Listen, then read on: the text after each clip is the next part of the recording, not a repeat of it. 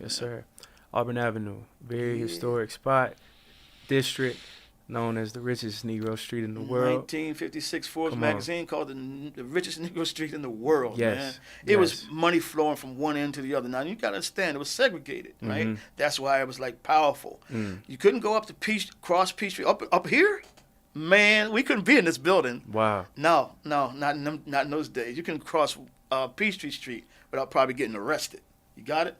So with that being said, now we have a street that's named so well, and John Wesley Dobbs Mm-hmm. came out and he saw how sweet it was, Mm-hmm. money going back and forth. He coined the phrase "sweet Auburn." Mm.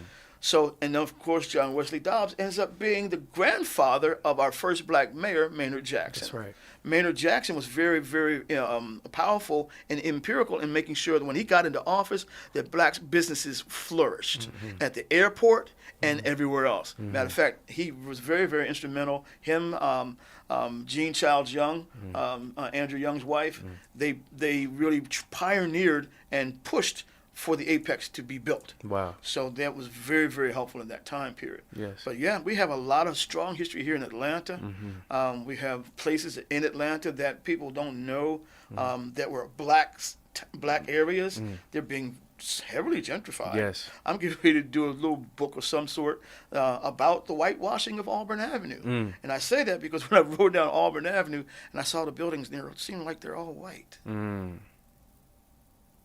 Huh. They just whitewashed the buildings. The Royal Peacock. Yeah.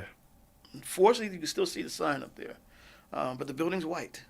You go down under the bypass, right? Yeah. That mural, if you look at that mural, Yeah. it's supposed to be about Auburn Avenue, Yeah. but you see a lot of white faces on that. Where were the black faces on that? They're standing in front of a church.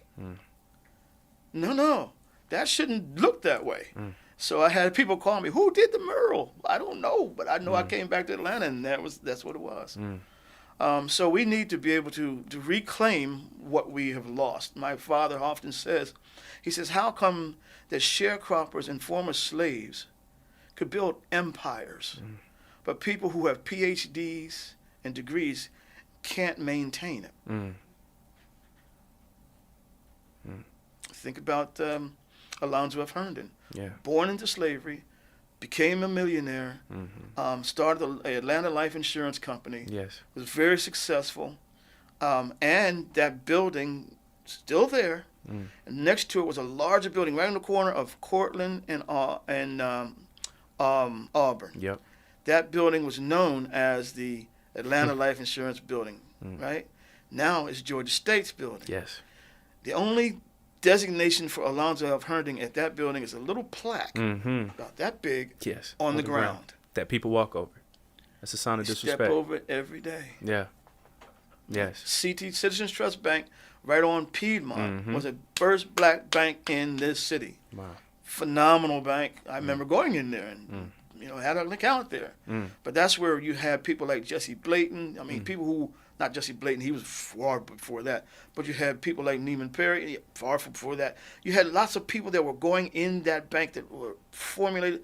Yates and Milton, part of that whole atmosphere.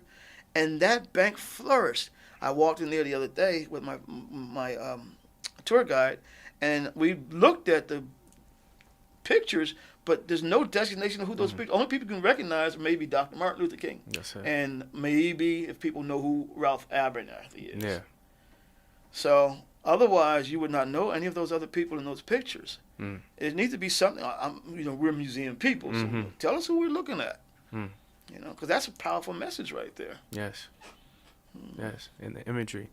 Georgia State Honors College, worked in that building, graduated from there, took classes in that building, everything. And black people knew about Alonzo Herndon in that building, but people, they would always mention it's a plaque on the ground. What happened in between us knowing and to now everything being whitewashed and just pushed to the side? Money. Yeah. Bottom line. Yeah. It's all about money. Why would someone sell something like that? Why would someone give it away? Money. It's about money. The churches that were moved because of Mercedes-Benz. Yeah, I said it. Churches that were moved because of Mercedes-Benz. Come on now.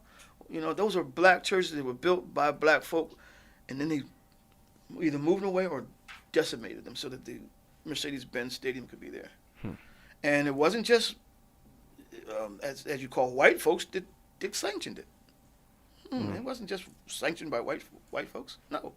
So we have to understand. We have to be able to, like I said, with the grandma's house theory, keep it in the family. Keep it, because we will need that as collateral, as a family, as a community, and as a people at large. We need to own our own land. It's the ownership. Yeah. Yeah.